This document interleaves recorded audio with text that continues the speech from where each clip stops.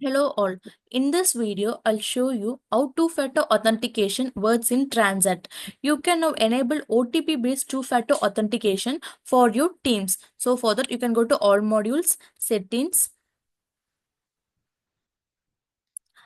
You can select Teams. So you can select for which team members you want to set this two-factor authentication. So you can select any team member. You can select the permission.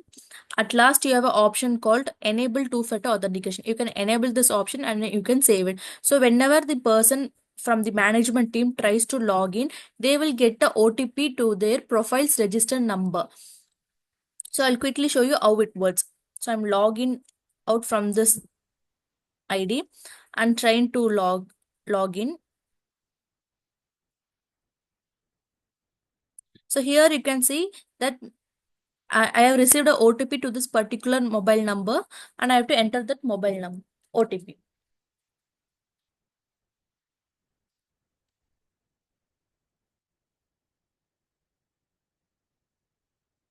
And you can verify this.